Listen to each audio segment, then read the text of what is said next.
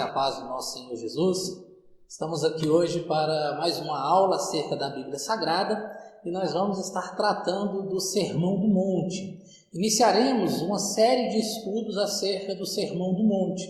Nesses estudos nós vamos entender o que é o Sermão do Monte, qual é a sua mensagem e vamos esmiuçar cada ponto, cada bloco de mensagem ali dentro desse sermão.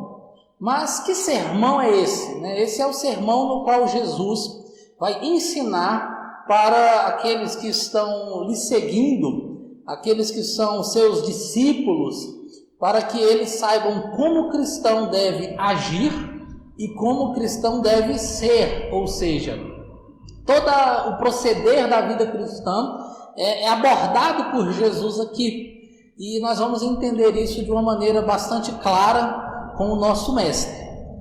Aqui, esse Sermão do Monte, ele já recebeu alguns nomes, Algumas pessoas dizem que é a carta magna do reino, muitos vão falar que é tudo aquilo que o Senhor Jesus tem para a vida do homem, Um guia para a vida do homem, para a vida do cristão.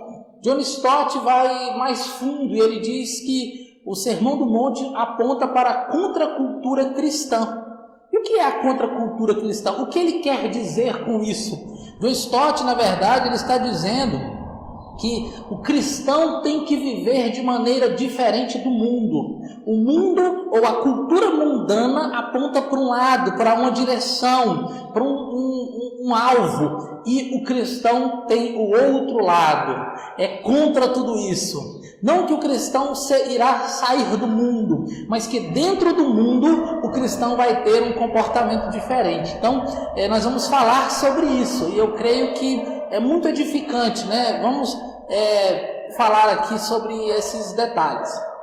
John Stott, ele diz assim, para falar da contracultura cristã: penso que nenhuma outra expressão resume melhor a intenção de Jesus ou indica mais claramente o seu desafio para o mundo moderno do que a expressão contracultura cristã.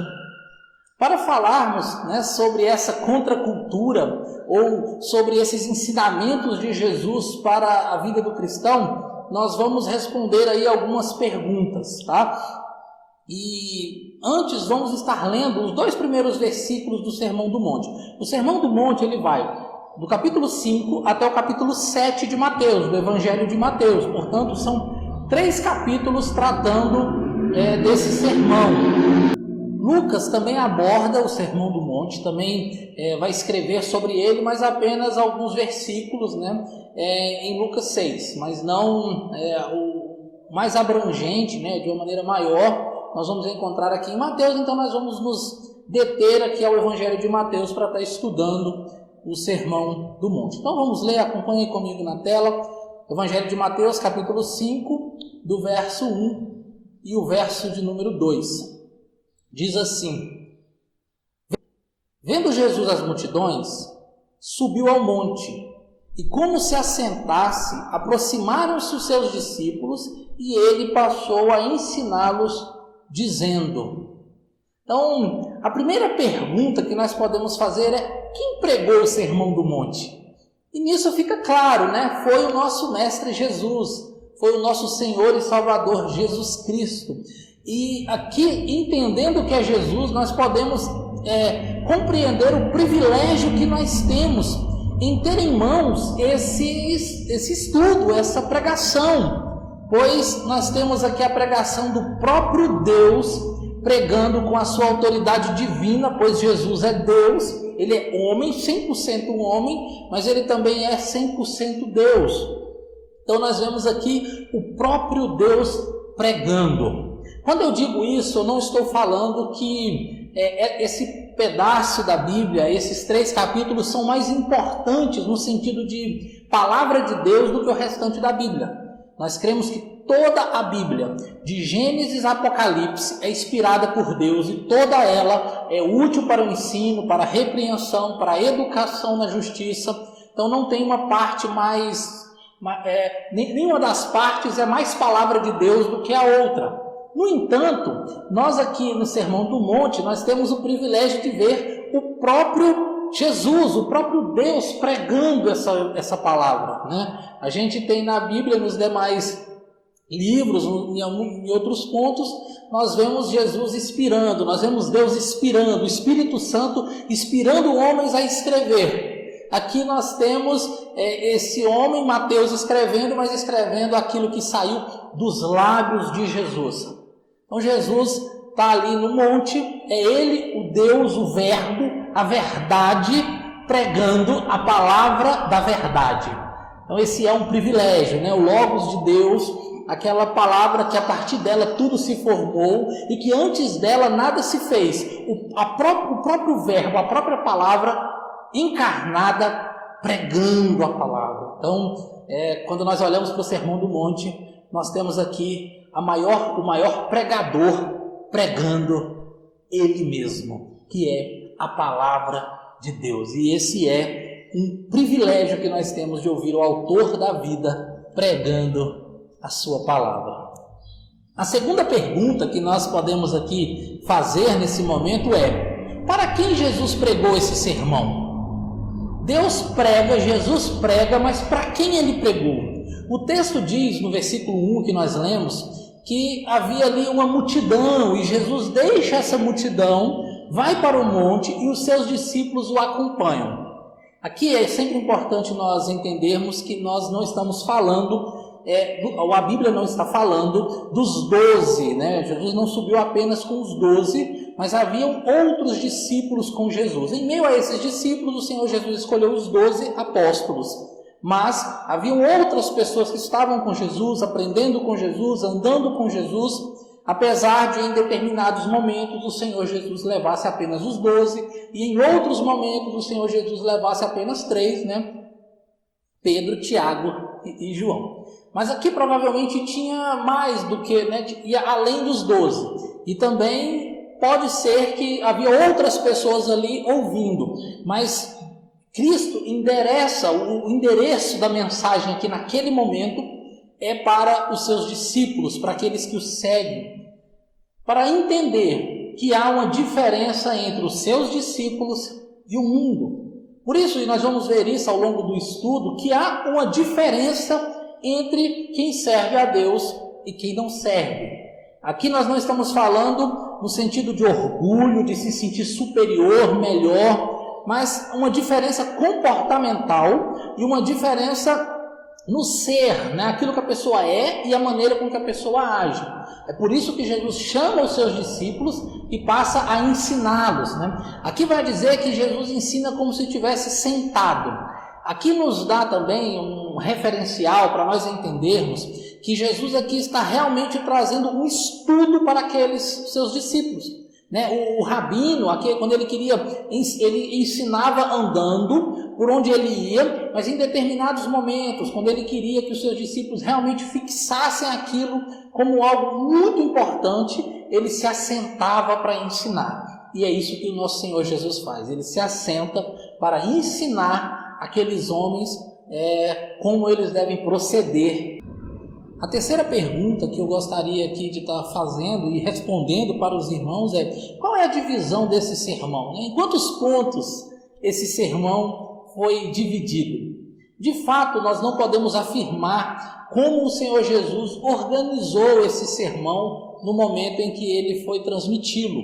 Até porque há uma discussão, né, dentro da teologia, do campo acadêmico, dos teólogos, se esse sermão foi um único sermão ou se ele foi vários dias que o Senhor Jesus ali esteve ensinando nesse monte, ou uma semana ou duas, alguns dias ensinando para os seus discípulos no monte, ou se Mateus e também Lucas fazem uma coletânea de vários ensinamentos de Jesus ao longo da sua caminhada. Esse último ponto de vários ensinamentos, ele é pouco adotado, mas tanto um sermão apenas, como uma série de sermões, e que ali Mateus e Lucas acabam condensando, né, esse estudo naquilo que eles, inspirado pelo Espírito Santo, entenderam ser ali o mais importante para nós.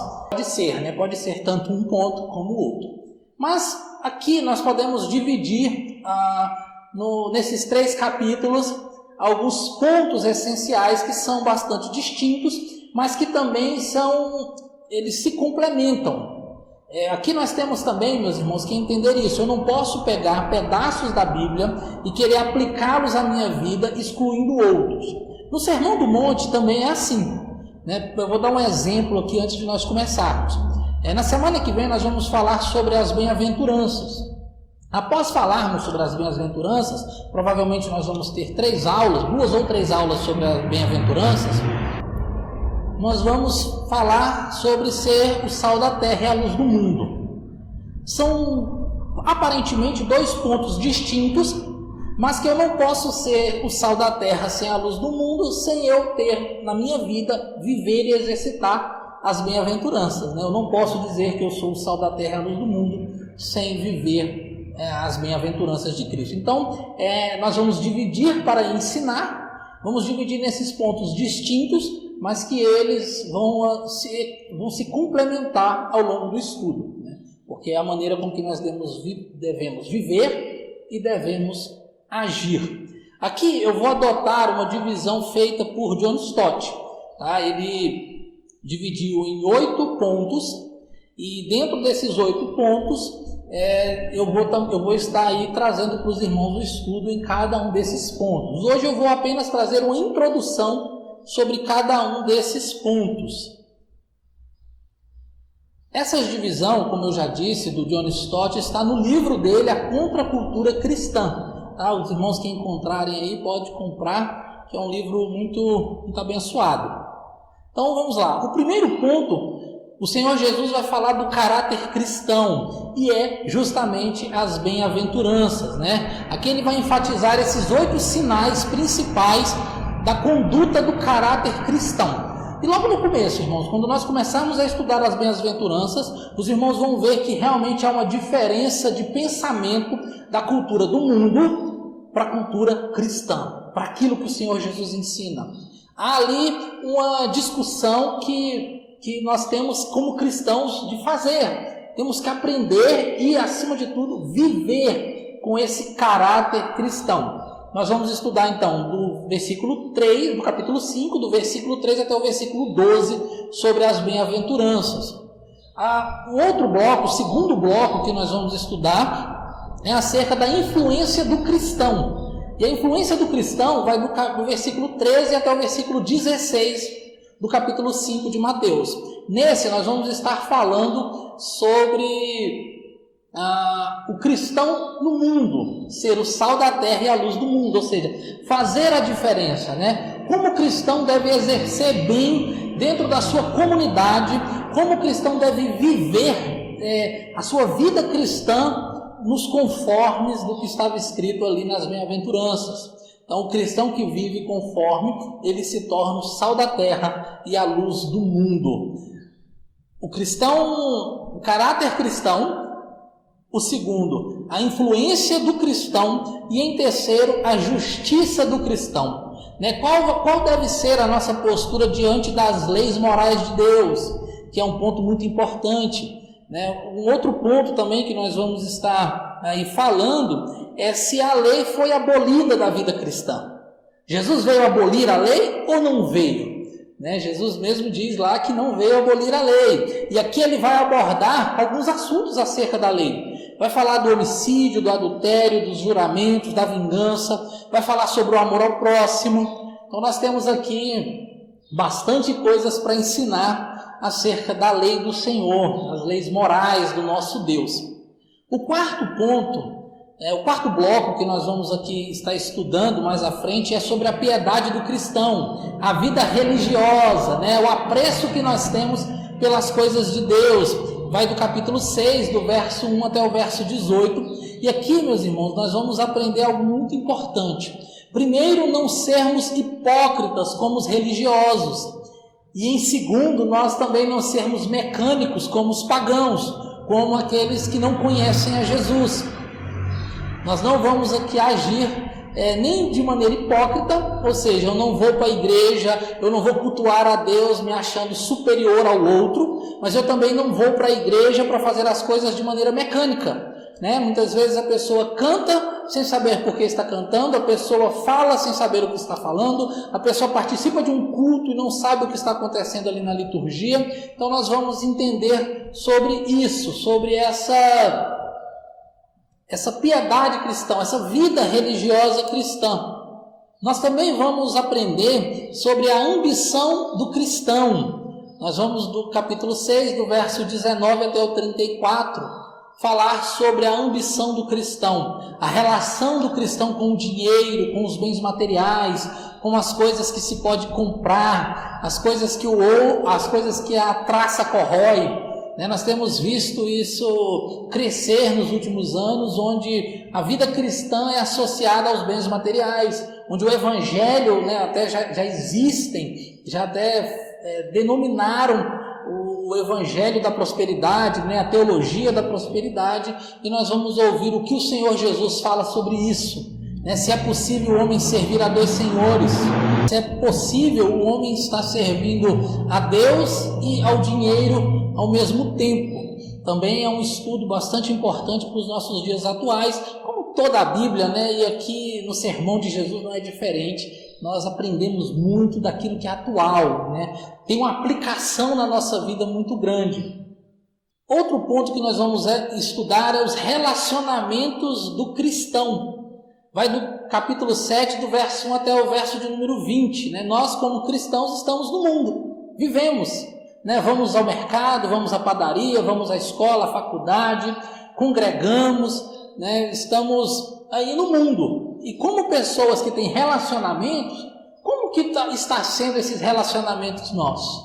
Nós temos sido julgadores, nós temos sido pessoas que estão dispostos a apontar o dedo o tempo inteiro, ou nós temos sido pessoa que cuida, que ama e que estende a mão? Nós temos sido pessoas vazias, que quando as demais pessoas olham para nós, elas veem Cristo, ou nos nossos relacionamentos nós temos sido religiosos, pessoas que só querem falar mal uns dos outros? Como têm sido os nossos relacionamentos? E vamos ver que a maneira com que nós levamos o nosso relacionamento com Deus muda totalmente o nosso relacionamento com o próximo. Ou seja, à medida que eu estou mais próximo de Jesus, a minha vida com o meu próximo aqui na terra é transformada. Nós também vamos ver isso. E nós vamos ver a dedicação da vida cristã. No capítulo 7, do versículo 21 até o versículo 27, nós vamos estar vendo aí esse último item apresentado no Sermão do Monte. Aí aqui nós vamos ver que não basta apenas eu falar Senhor, Senhor. Não basta apenas eu falar que sou cristão, que sou crente. Não basta apenas eu me declarar. Não basta apenas eu ter ali o meu nome escrito no hall de membros da igreja. Não basta apenas eu dizer que sou. Eu tenho que viver. Eu tenho que praticar. Assim como não basta, nós vamos ver também eu apenas ouvir, né? Eu estar ali ouvindo a pregação, o ensino, eu estar aqui hoje ouvindo a mensagem pelo YouTube, pelo Facebook. Não basta ouvir, eu tenho que ser praticante da palavra. E Jesus vai estar ensinando isso aqui também.